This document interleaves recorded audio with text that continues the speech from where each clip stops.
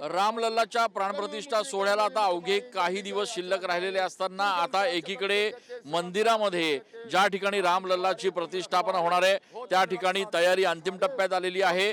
मात्र ज्या ठिकाणी नवीन मंदिराची निर्मिती होती आणि रामलल्लाची प्राणप्रतिष्ठा होती आहे त्या ठिकाणी देशभरातून रामलल्लाचे भक्त जे आहेत ते दाखल व्हायला सुरुवात झालेली आहे। या ठिकाणी मंदिर परिसरात नेपाळहून आलेले हनुमानजी आहेत ते इथे आलेल्या प्रत्येक भक्ताचं लक्ष वेधून घेत आहेत। थेट नेपाळवरून राम भक्त असलेले हे हनुमान जे आहेत ते या ठिकाणी मंदिर परिसरात आलेले आहेत। बताजी कहाँ से आई आप? नेपाल से आए हैं। अच्छा सीता माता को नगरी से आए हैं। अच्छा इसको ससुराल में आए हैं। जी। और हनुमान जी के पूरे बेस में आए हो आप, कैसा कैसा लग रहा है? अच्छा लग रहा है, गदगद हो रहा है, मन तो गदगद हो रहा है। कब प्रभु मिलेगा, कब प्रभु मिलेगा, इंतजार में है, इंतजार में है।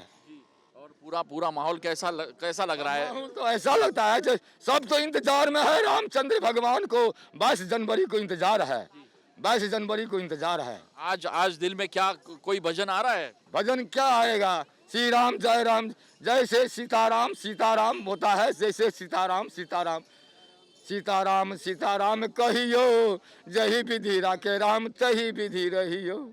सीताराम सीताराम सीताराम कहियो, जही विधि राखे राम तही विधि रहियो। आपण बघतोय की नेपाळहून थेट हनुमानजी या ठिकाणी मंदिर परिसरात अवतरलेले आहेत। गदाधारी हनुमानजी आहेत ते थेट हनुमान चालीसा म्हणत या ठिकाणी मंदिर परिसरामध्ये दाखल झालेले आहेत।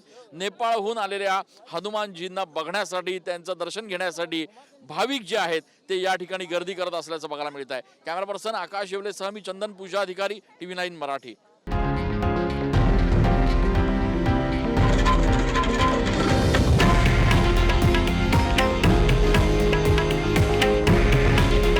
हे आहे देशातील नंबर 1 न्यूज नेटवर्क आणि आपण पाहत आहात TV9 मराठी।